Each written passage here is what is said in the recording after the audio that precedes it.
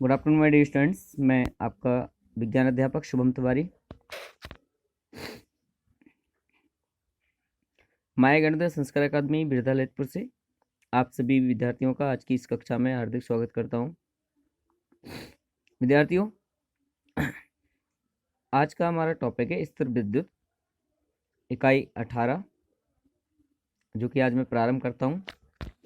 तो सबसे पहले इसके उद्देश्य के बारे में जानकारी करते हैं। विद्युत आवेश की प्रकृति, घर्षण द्वारा वस्तुओं का आवेशित किया जाना।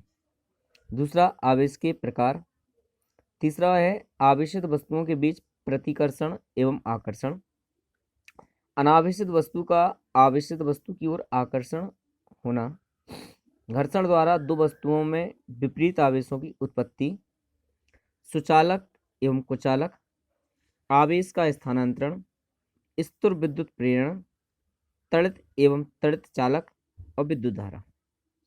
विद्यार्थियों, ये जो पाठ है हमारा, ये बहुत ही महत्वपूर्ण पाठ है। इस पाठ से संबंधित पाठ आपको और आगे की कक्षाओं में भी पढ़ने के लिए मिलेंगे। जब आप कक्षा 8, 9, 10, 11, 12 और आगे की कक्षाएं, बड़ी कक्षाएं पढ़ेंगे, तो इसी पाठ से रिलेटेड जो आज हम विषय वस्तु यहाँ पर सूक्ष्म रूप में अध्ययन कर रहे हैं, उसका हमें गहन अध्ययन करने के लिए आगे की बड़ी कक्षाओं में मिलेगा। तो विद्यार्थी, इसको समझना बहुत ही महत्वपूर्ण है हमारे लिए और हमारी ज्ञान के लिए। तो आइए सबसे पहले बात करते हैं स्थिर विद्युत किसे कहते हैं, या विद्युत आवेश की प्रकृति या घर्षण द्वारा आवेशित करना वस्तुओं को किस प्रकार किया जाता है। विद्यार्थियों, खेल खेल में छोटे में हम लोगों ने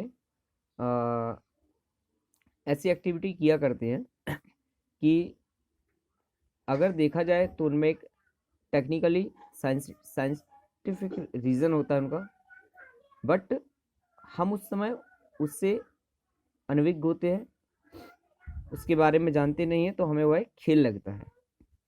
जैसे पेन को या कंघे को अपने बालों में रगड़ना, रगड़ने के बाद कॉपी के या किताब के किसी कागज़ के छोटे छोटे टुकड़ों के पास ले जाना, कागज़ के टुकड़ों का उस पेन या कंघे में चिपक जाना। दूसरा, आपने देखा हो स्केल, प्लास्टिक की स्केल वगैरह होती है, उसको हम रगड़ करके कागज़ के टुकड़ों के पास ले जाए तो कागज़ के टुकड़े उस स्केल की ओर आकर्षित होने लगते हैं। ऐसा क्यों होता है? ऐसा इसलिए होता है कि जब किसी वस्तु को हम किसी अन्य दूसरी वस्तु यानी बालों से जब रगड़ते हैं, तो उसमें एक विशेष प्रकार का गुण उत्पन्न हो जाता है, और इस विशेष गुण के कारण से वो कागज़ के टुकड़े उसकी ओर आकर्षित हो जाते हैं। तो विद्यार्थियों, इस विशेष गुण को ही हम आवेश कहते हैं।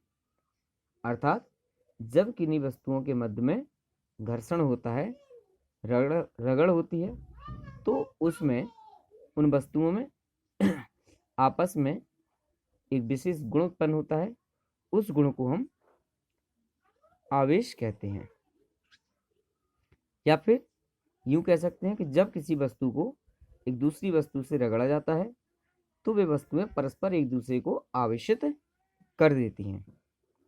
तो इस क्रिया को हम कहते हैं घर्षण द्वारा वस्तुओं का आवेशित होना।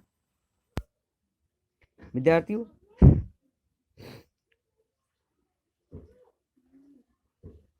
दूसरा है विद्युत आवेश किसे कहते हैं।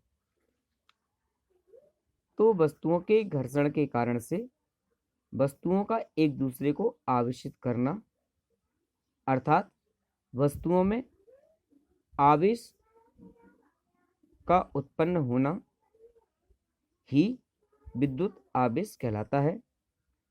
और जब यह विद्युत आवेश किसी सतह पर स्थिर रहता है, अर्थात गति नहीं करता है, तो इस प्रकार के विद्युत आवेश को हम स्थिर विद्युत आवेश कहते हैं।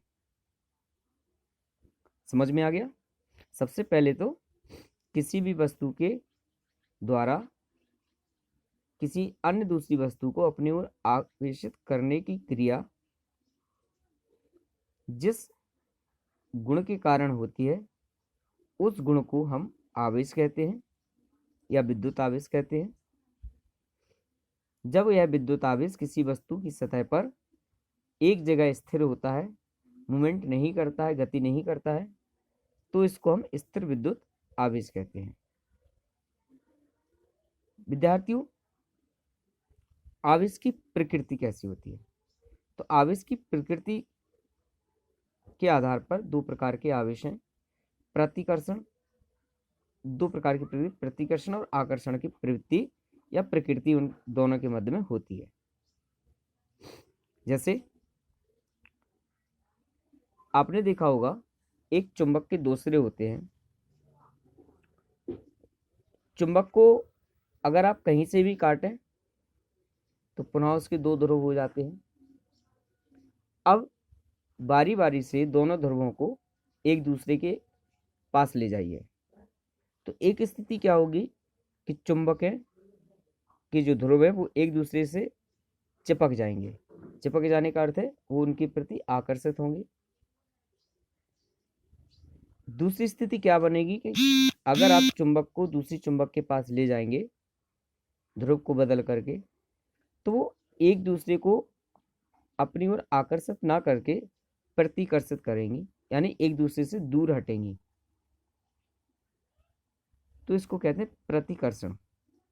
अर्थात जब किन्हीं वस्तुओं या आवेशित वस्तुओं में के समान ध्रुव होते हैं तो उनमें प्रतिकर्षण होता है और विपरीत प्रकार के ध्रुवों में आकर्षण होता है। अर्थात समान आवेश एक दूसरे को प्रतिकर्षित करते हैं जबकि विपरीत आवेश एक दूसरे को आकर्षित करते हैं। तो विद्यार्थियों, ये था आज का हमारा टॉपिक, विद्युत आवेश की प्रकृति, घर्षण द्वारा वस्तुओं का आवेशित होना, स्थिर विद्युत आवेश और आवेश किसे कहते हैं। कल फिर पुनः उपस्थित होकर के आवेश के प्रकार के बारे में चर्चा करेंगे। तब तक के लिए आप सभी को आज की इस कक्षा में आने के लिए धन्यवाद।